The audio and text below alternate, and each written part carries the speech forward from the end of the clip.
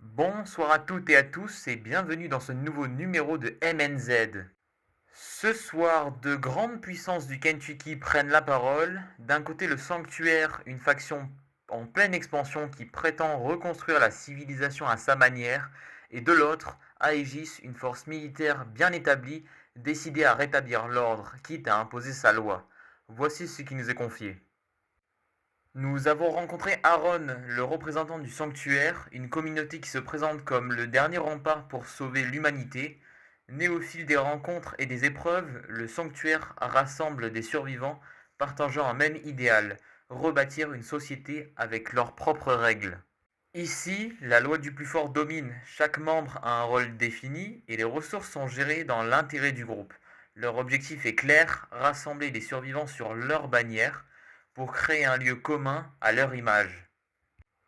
Concernant leur soudaine prospérité, notamment lors de la vente aux enchères, Aaron reste évasif, laissant simplement entendre qu'il savait où chercher l'argent.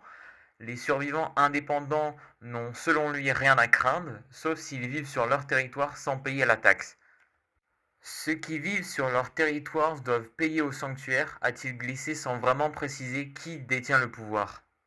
Enfin, sur le sujet des Aegis, le sanctuaire reste prudent.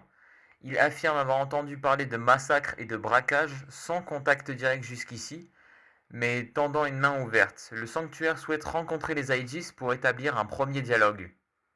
Et je suis chargé de vous transmettre ce message. Survivant, le sanctuaire annonce officiellement son ouverture à tous. Que vous soyez nouveau venu ou vétéran aguerri, vous y trouverez stabilité, entraide et protection. Leur territoire s'étend désormais sur plusieurs zones du Kentucky. Les secteurs marqués du symbole sanctuaire sont considérés comme une zone taxée, placée sous leur protection, et les zones interdites sont, elles, strictement réservées à leur opération. Y pénétrer sans autorisation, c'est prendre un risque que peu osent tenter. Pour résidier sur leur territoire, une taxe est demandée, un pack de munitions de chaque calibre, 7,62, 5,56 et calibre 12 par semaine.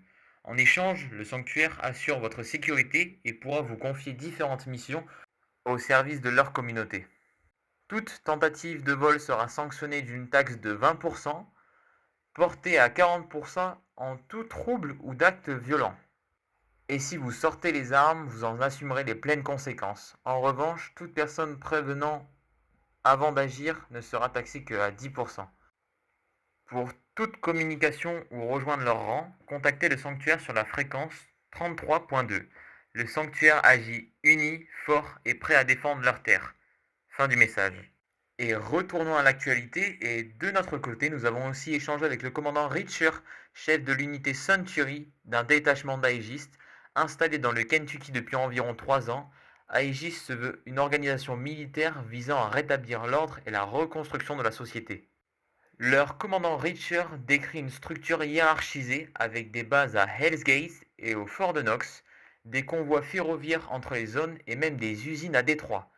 Anciennement soldats avant l'effondrement, leurs membres assurent la sécurité et la logistique avec des méthodes militaires strictes. Leur devise, combattre le chaos et transmettre la vérité et protéger les survivants. Mais Richer ne s'en cache pas, Aegis tuera si nécessaire pour accomplir sa mission. Concernant Lazarus, l'unité est catégorique, la guerre est déclarée. Quant au sanctuaire, Richer admet qu'une rencontre diplomatique pourrait être envisagée tout en précisant qu'il n'a pas de temps à perdre avec de simples civils. En conclusion, nous avons deux visions du monde qui s'affrontent. D'un côté, une communauté qui impose sa loi pour rebâtir à sa manière, et de l'autre, une armée décidée à restaurer l'ordre, peu importe le prix. Les prochaines semaines s'annoncent décisives pour l'avenir du Kentucky et peut-être de l'humanité. C'était MNZ, votre source d'information au cœur du chaos. Les interviews complètes des deux factions sont disponibles dès maintenant sur notre chaîne. Et vous, survivants, quelle faction gagnera votre confiance? Partagez vos témoignages, vos rumeurs et vos alliances. Le journal MNZ est là pour vous faire entendre la voix dans ce monde en ruine. Restez prudents et à bientôt pour un nouveau numéro de MNZ.